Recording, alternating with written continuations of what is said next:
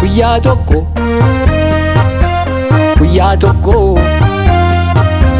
na yaadatta gooftaan koo na deebisa gaaffii koo natti haqame maangoo na yaadatta gooftaan koo na deebisa gaaffii koo natti haqame maangoo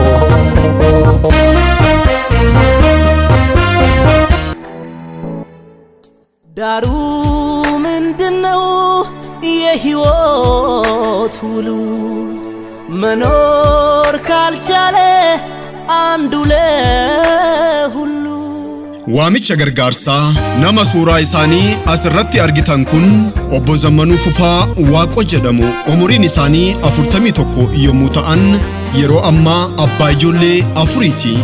Obbo Zammanuun barnoota isaanii ogummaa fayyaatiin eebbifamanii waggoota 17f nuffii tokko malee hawaasa isaanii tajaajilaa turanii. Dhaabbilee mootummaa, dhaabbilee miti mootummaa fi dhuunfaatti dhaabbilee adda addaa banachuudhaan hawaasa isaanii dadhabbii tokko malee gargaaraa turanii. Haa ta'u malee yeroo ammaa kana dhibee kaleetiin erga sireerra ciisuu jalqabanii waggaa 3 ta'eera. Oromoon yeroo mammaaku fayyaan faaya jedhama mitiree. Obbo Zammanuun yeroo ammaa kana kaleen isaanii lachuu hojii dhaabdee waan hundi bitaa itti galee sireerra ciisaa jiru. Kanaanis hospitaalli Phaawulos riifaree gara biyya Hindiitti akka barreessaniin qarshii guddaa gaafatamanii jiru. Obbo Zammanuun yeroo ammaa kana kalee isaanii dhiqsiifachuudhaaf torbeetti qarshii 15,000 kaffalu. Gara biyya alaa deemanii akka yaalamaniif immoo qarshii miliyoona 3.4 gaafatamanii jiru.